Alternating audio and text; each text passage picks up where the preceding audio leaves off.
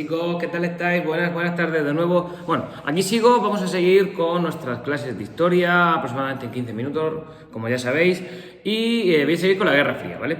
En la clase de ayer estuvimos viendo la Guerra Fría y ahora vamos a seguir con ella, con la segunda parte de lo que es la Guerra Fría. Recordamos que la Guerra Fría es este conflicto bélico que enfrenta a los Estados Unidos con la Unión Soviética, ¿vale? En todos los ámbitos de la vida, militar, político, económico, ideológico, aunque en realidad nunca llegó a estallar el conflicto directo entre ellos debido a ese equilibrio del terror que estuve hablando en el vídeo anterior, a ese equilibrio del terror entre Estados Unidos y la Unión Soviética, porque ambas potencias tenían poder nuclear y, pues, evidentemente, ¿para qué querían vencer la guerra si realmente el mundo en el que se iban a quedar iba a estar desértico? ¿De acuerdo? Vale, bien.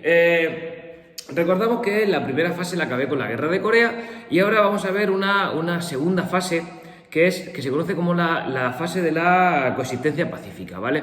La coexistencia pacífica hace referencia a que hay una coexistencia pacífica, ¿vale? Es decir, la propia palabra lo indica. Es decir, tú no me caes bien, yo no te caigo bien, yo tengo un sistema ideológico, tú tienes otro sistema ideológico, pero vamos a intentar sobrevivir, vamos a intentar que tú hagas tu vida y yo haga la mía. Eso es la coexistencia pacífica, ¿vale? ¿Por qué se produce esta coexistencia pacífica? Esta coexistencia pacífica no surgió al azar, ¿vale?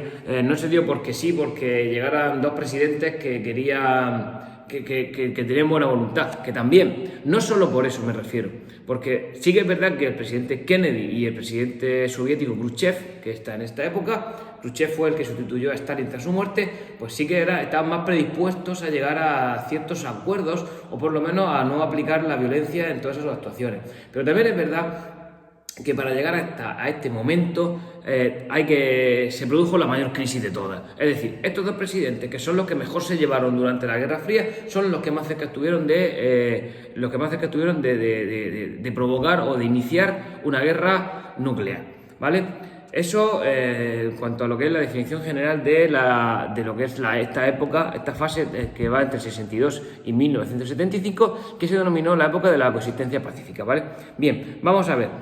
También es verdad que se produjeron durante esta época diferentes conferencias internacionales para intentar el desarme nuclear de los dos países. Mira, ya llevamos aproximadamente unos 20 años de Guerra Fría, y se han dado cuenta de una cosa. Se han dado cuenta que, como dije en el capítulo anterior, como dije en el vídeo anterior, se han dado cuenta de que se están gastando una inmensísima cantidad de dinero en una guerra que al final no les va a llevar a ningún sitio, en una guerra fría que ellos mismos son conscientes de que es muy difícil que llegue a producirse por ese miedo, por ese equilibrio nuclear del que estoy haciendo referencia. Entonces, ¿qué pasa? ¿Qué ocurre? Que realmente empiezan a mantener unas conversaciones, se denominan conferencias internacionales sobre desarme, SALT, ¿vale? Para intentar evitar, pues ese inmenso gasto nuclear o ese inmenso gasto en defensa que llevan en el ejército, pues intentar reducirlo, ¿de acuerdo? A pesar de todo esto, vuelvo a decir lo mismo, hay una serie de momentos en los que las tensiones van en aumento y también es verdad que hay guerras en las que por ideología, tanto Estados Unidos como la Unión Soviética van a entrar. Pero sobre todo nos interesan las dos veces que Estados Unidos entra en guerras que sobre todo van relacionadas por el factor ideológico, pero la Unión Soviética no entra, ¿vale? Bien, vamos a empezar con una de ellas. Mirad, la primera de ellas es el conflicto entre los árabes y los israelíes. Mirad, el conflicto entre los árabes y los israelíes sigue a día de hoy funcionando, 2020. ¿Por qué? Mira, ya sabéis que los judíos son una religión que no tenía ningún estado propio, ¿vale?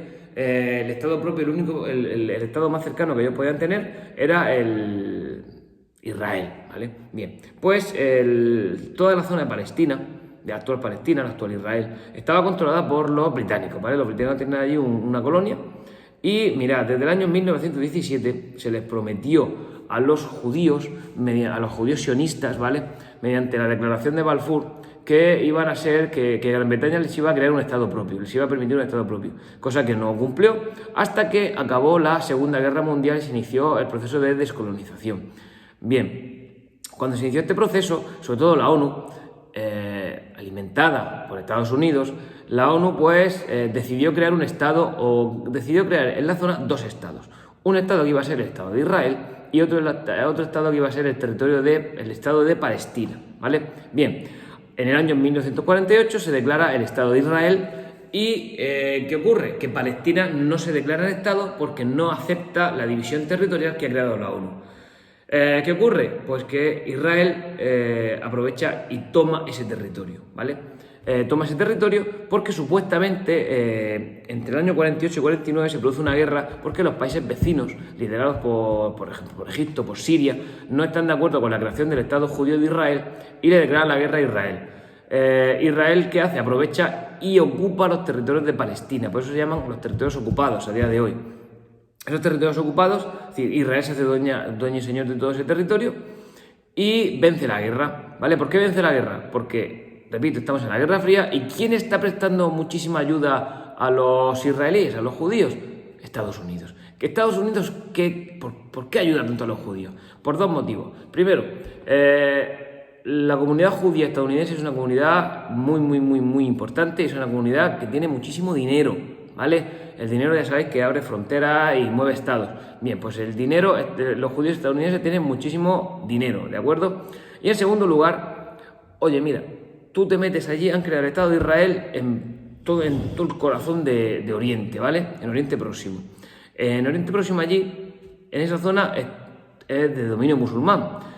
Oye, y si Estados Unidos tiene un Estado aliado allí y tiene influencia con todo ese territorio vecino, bienvenido sea. Por lo tanto, es un punto muy estratégico para Estados Unidos. Por lo tanto, Estados Unidos va a apoyar prácticamente de una forma incondicional a los israelíes. A día de hoy también, ¿vale?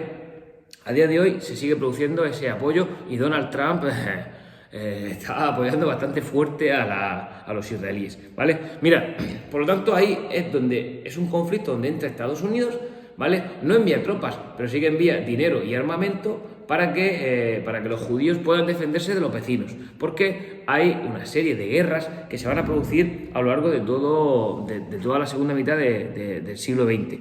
E incluso, mirad, en el año 1964 se crea la OLP, la Organización por la Liberación de Palestina. Incluso supongo que habría escuchado hablar de Yasser Arafat. Yasser Arafat fue el gran líder de esta organización para luchar por los intereses de Palestina en el mundo. Que sepáis que Palestina consiguió ser reconocido como un Estado propio, ¿de acuerdo? Lo que pasa es que muchos países han reconocido a Palestina como un Estado propio con el paso del tiempo. El problema es que Estados Unidos no lo hace, no lo reconoce, la ONU tampoco la reconoce oficialmente porque Estados Unidos ya sabemos que tiene unos intereses con Israel muy importantes, ¿de acuerdo? Vale. Eso en cuanto a las guerras que no tienen nada que ver, o esta primera guerra no tiene nada que ver, o que no se enfrentan directamente entre ellos, entre Estados Unidos y la Unión Soviética. El momento cumbre de toda la Guerra Fría ya sabéis que dura entre el 47 y el 91, el momento cumbre de la Guerra Fría, y es donde sí que es verdad que va a haber un antes y un después, va a ser en la crisis de los misiles de Cuba. Vamos a ver, mira, ¿qué ocurre? Cuba ya sabéis que era española, ¿vale? Era una colonia española que logró su independencia en el año 1898. Los cubanos en el 95 habían iniciado una guerra, la Guerra Chica que se llamó, ya habían iniciado la Guerra Larga anteriormente, pues la Guerra Chica buscaba la independencia de Cuba de España, ¿vale? Evidentemente los cubanos no tenían la suficiente fuerza como para independizarse de España, pero ahí se metieron los estadounidenses por medio. Los estadounidenses, mirad, a Cuba la querían, pues como Puerto Rico, Cuba quería establecer allí que fuera un estado más de Estados Unidos porque les interesaba muchísimo por el control del Mar Caribe y por todo la economía, por ejemplo, la caña de azúcar que podían plantar allí y ser controlada por los estadounidenses. Es decir, Estados Unidos siempre ha querido meter la uña y la pezuña en Cuba, ¿vale? Bien, vieron la oportunidad en esta guerra, apoyaron a los cubanos y consiguieron que vencieran a España, ¿vale? Pero es que incluso vencieron a España, no le dieron mérito, le quitaron incluso el mérito a los cubanos, sino porque ellos se quedaron como los grandes héroes de la guerra, ¿vale? Bien, a partir de ese momento se supone que en el año 1902 Cuba se convirtió en un estado libre, un estado independiente, pero era... incluso dependía de Estados Unidos.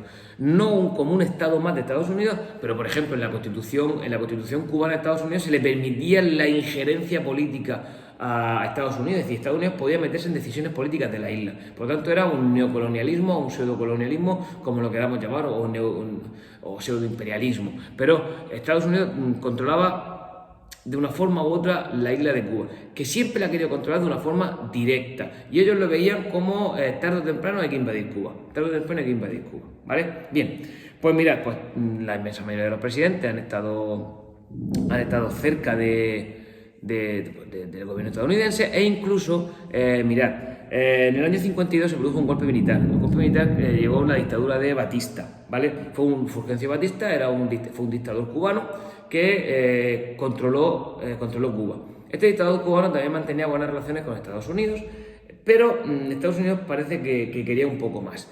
E incluso dicen la leyenda que ya sabéis que en el año 1959 Fidel Castro dio un golpe de Estado en Cuba. Este golpe de Estado que dio en Cuba, que hizo con el poder, y ya llegó el régimen socialista cubano que tienen a día de hoy, se inició en el año 59, el 1 de enero del 59. Bueno, pues dicen que incluso mucha gente dice que la CIA incluso fue la que apoyó a Fidel Castro para que Fidel Castro diera el golpe, ¿vale?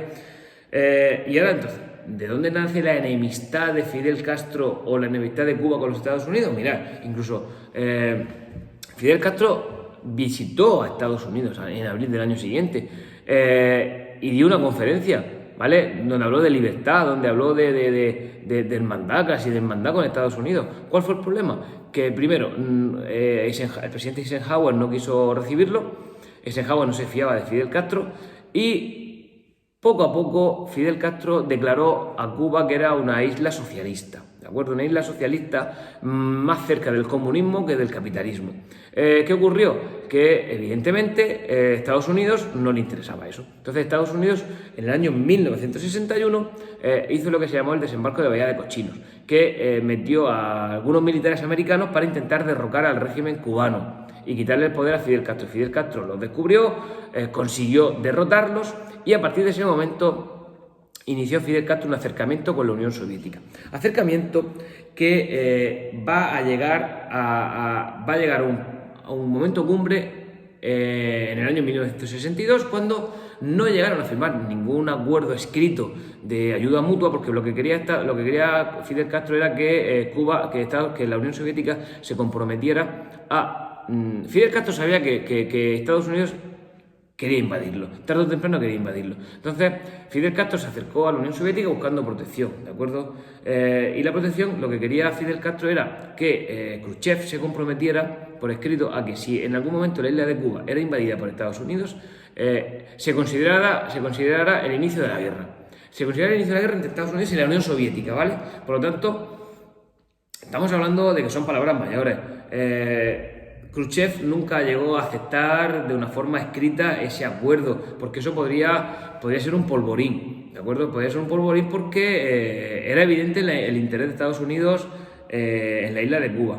¿Pero qué hizo a cambio? Le dijo, vale, no firmo este acuerdo en sí contigo, pero vamos a hacer una cosa. Voy a defender mejor la isla y así voy a defender mejor al bloque comunista. Voy a instalar 36 misiles, voy a crear una base de misiles en Cuba. Una base de misiles que esté apuntando a Estados Unidos, ¿de acuerdo? Estados Unidos está aproximadamente a unos 200 kilómetros, es decir, Florida está a unos 200 kilómetros de Cuba. Estamos hablando de una distancia muy corta. Entonces, ¿qué hizo la Unión Soviética? La Unión Soviética aprovechó la situación y dijo, yo te voy a montar unos misiles que lleguen a Estados Unidos, porque tú has hecho lo mismo. Estados Unidos, tú has hecho lo mismo. Estados Unidos había creado una base de misiles en Turquía, una base de misiles de medio alcance que podía llegar al territorio soviético. Los soviéticos responden. ¿Cómo responden? Creando una base militar en Cuba. ¿Vale? ¿Cuál es el problema? Que los soviéticos no se esperaban que los americanos descubrieran tan pronto el pastel, ¿vale? O el business, como dirían los americanos. Porque un avión espía, un U-2, un avión espía americano, fotografió el momento donde estaban montándola y los pilló ahí. Yo me veo al avión echándole fotos ahí y los pobres soviéticos, ¡ah! ¿Que nos han pillado? Pues sí, os han pillado. Y los pillaron medido los misiles. Evidentemente no eran misiles nucleares todavía, pero eran una instalación de unos misiles que podían tener potencial nuclear, ¿vale? Bien, ¿qué hizo Estados Unidos? Estados Unidos lo primero que hizo fue bloquear la isla de Cuba. La isla de Cuba la bloqueó de tal manera que para intentar ahogarla. Es decir, el 14 de octubre de 1962 bloqueó la isla, mandó parte del ejército, parte de su flota naval, para bloquear Cuba, es decir, que no pudiera ni entrar ni salir ningún barco, ¿vale? Fuera soviético, fuera español, fuera argentino, no se podía entrar en Cuba, ¿vale? Bien, ¿qué hicieron los cubanos, los soviéticos? Khrushchev amenazó y dijo que si algún barco soviético era hundido, pues eso era la declaración de la guerra. Y a partir de ese momento, oye, pues iniciaba la guerra, chicos. Y si hay guerra nuclear, pues es lo que hay. Mirad, los consejeros de Estados Unidos, del presidente Kennedy, le dijeron: cuidado, vamos a plantearnos seriamente iniciar un conflicto bélico, porque esos misiles pueden hacernos mucho daño. Entonces, Estados Unidos, ¿qué dijo? O quitáis los misiles, o desmanteláis la base militar, o os declaramos la guerra, ¿de acuerdo? Es decir, incluso hubo, que se llamó el Sábado Negro, hubo un momento en el que realmente el mundo aguantó la respiración, porque realmente sí que parecía que se iba a iniciar el conflicto bélico, porque la Unión Soviética no estaba en pensamiento de dar su brazo a torcer. Vale. Cuando todo parecía que estaba perdido y se iba a iniciar la guerra, llegó la llamada de Khrushchev directamente al propio presidente Kennedy para intentar que ninguno ganara, que los dos perdieran, ¿vale? ¿Qué significaba que los dos perdieran? Pues significaba que cada uno tenía que ceder un poco, ¿vale? Habían llegado a un momento en el que realmente se habían planteado por primera vez seriamente lo que era la guerra. Entonces, ¿qué hicieron ahora? Vamos a relajarnos. ¿Cómo nos relajamos? Mira, no se sabe quién dijo una cosa, quién dijo otra, pero bueno, se sabe cuál fue el acuerdo final. El acuerdo final fue el siguiente: Estados Unidos se comprometía a no invadir Cuba, ¿vale? Y a quitar los misiles de Turquía, cosa que en 6 meses se hizo. Mientras que la Unión Soviética se comprometía a quitar los misiles de Cuba y a no volver a poner misiles en Cuba, ¿de acuerdo? Por lo tanto, los dos cedían, los dos perdían y realmente, bueno, pues vale. O sea, fue una bajada mutua de pantalones, pero realmente se salvó el mundo, ¿vale? Efectivamente, el 28 de octubre los soviéticos empezaron a desmantelar la base militar. Otra vez fue capturada por un avión, por un U-2. Que sepáis que uno de los aviones U-2 espías americanos fue tirado en la isla de Cuba, ¿de acuerdo? Fue derribado por los soviéticos en la isla de Cuba. Bueno, y con esto acabó lo que es la crisis de los misiles en Cuba. ¿Qué se ganó con eso? ¿Qué se consiguió? Mirad, una de las cosas que se consiguió fue, a partir de este momento se inició lo que es la distensión de Estados Unidos, la distensión o lo que se llamó la época conocida como la coexistencia pacífica. Se dieron cuenta de que, cuidado, que podían hacerse mucho daño, por lo tanto llegaron a la conclusión de que lo mejor era convivir pacíficamente. Y también mejoraron muchísimo las relaciones, sobre todo con la instalación del famoso teléfono rojo. Vamos a ver, supongo que habréis escuchado hablar del teléfono rojo. Si alguien más mayor ve este vídeo, supongo que habrá visto alguna película de espías con el teléfono rojo. El teléfono rojo realmente no existió, ¿vale? El teléfono rojo era un invento del cine. Lo que sí que existió era una línea directa entre ambos presidentes. Una línea directa entre el presidente soviético y el presidente americano sin que pasaran los diplomáticos por medio. Es decir, me das tu número móvil, yo te doy el mío y si quiero algo te llamo, ¿vale? O te mando un WhatsApp, eso sería ahora. Eso es lo que ocurrió. No es que un teléfono rojo, yo descuelgo el teléfono rojo y siempre al otro lado del teléfono está el presidente soviético ahí, sean las 4 de la mañana con el cambio horario. No, tienen su número, se dan su número. Yo pasa algo gordo y te llamo, no te voy a llamar para felicitarte las navidades, ¿vale? Pero sí que si pasa algo gordo, en puesto de mandar a todos los ministros que tenemos por medio, secretarios de Estado, para que ellos se pongan de acuerdo, voy yo, ¿vale? Llamo yo, ¿de acuerdo? Incluso ya os dije que en esta época, lo dije en el vídeo anterior, Khrushchev visita a Camp David, tiene un acuerdo, tiene una reunión con Kennedy, ¿vale? Eso era impensable, incluso en esta época de la crisis de los misiles. Por lo tanto, este es el momento de mayor tensión en la Guerra Fría. Pero bueno, vea otro ejemplo posterior. Esto no significa que dejen de intentar boicotear el comunismo, es decir, lo van a hacer de una forma distinta, una forma menos directa, pero van a intentarlo hacer de nuevo. Por ejemplo, un ejemplo. Mira, la guerra del Vietnam, la famosa guerra del Vietnam que duró entre el 54 y el 75. La famosa guerra del Vietnam, que incluso se han hecho muchas películas. Rambo estuvo allí y no sentía las piernas. Bien, estas películas famosas recrean la guerra del Vietnam. La guerra del Vietnam ha sido uno de los mayores ridículos que ha hecho Estados Unidos en su historia, y esta guerra provocó incluso que Estados Unidos internacionalmente dejó de estar tan bien visto como había estado y generó una ola negativa a Estados Unidos, incluso en países dentro de su mismo bloque. ¿Por qué? Vamos a ver, mira. Como ocurrió en Corea, Vietnam, después de que en el año 1954 Francia se fuera de allí, Vietnam quedó dividida en dos. Vietnam del Norte con gobierno comunista y Vietnam del Sur con gobierno capitalista, ¿vale? Gobierno cercano a Estados Unidos, ¿de acuerdo? Apareció un grupo guerrillero que se llamaba el Vietcong, que estaba en Vietnam del Sur, y lo que quería era pues hacer una guerra, es decir, era poco a poco minar el territorio, es decir, poco a poco generar malestar para que Vietnam se reunificara con un gobierno comunista. Pues ¿qué hizo Estados Unidos? ¿Estados Unidos qué hizo? Pues no. Pues yo mando a ejército americano, aquí sí que mando ejército americano, lo mando allí y luchamos contra el Vietcong. Pero ya que estoy allí, ataco a Vietnam del Norte. Y atacaron a Vietnam del Norte, ¿vale? Incluso hicieron destrozos matando mucha población civil, y eso es lo que he dicho, por eso se generó un ámbito contrario, una opinión negativa hacia Estados Unidos, ¿de acuerdo? Bien, incluso dentro de Estados Unidos hubo muchísimos grupos que protestaron sobre la guerra del Vietnam, ¿de acuerdo? Sobre todo los hippies, paz, amor. Los hippies es un grupo que centró sus inicios y sus primeros esfuerzos los centró en la guerra del Vietnam, ¿vale? La guerra del Vietnam fue muy impopular para Estados Unidos dentro de sus propias fronteras. Hasta que al fin, y encima le dieron muchos palos, ¿de acuerdo? Y amenazó muchas veces con tirar bombas nucleares allí. Es un desastre. Allí, mira, Vietnam tiene mucha selva, y allí los vietnamitas del norte sabían esconderse por ahí, por toda la selva ahí, con cuchillos, con machetes, y le hicieron mucho daño a Estados Unidos. Estados Unidos no venció la guerra. De hecho, Estados Unidos en el 75, con el presidente Richard Nixon, se fue. Decidió abandonar, dar por perdida la guerra de Vietnam. Y ya se dio por perdida que Vietnam del Norte acabó invadiendo Vietnam del Sur y se estableció un gobierno comunista en Vietnam, ¿de acuerdo? Por lo tanto, esto fue uno de los grandes fracasos de Estados Unidos en la Guerra Fría y en su política internacional del siglo XX. Y con esto, año 75, acabó la segunda fase de la Guerra Fría.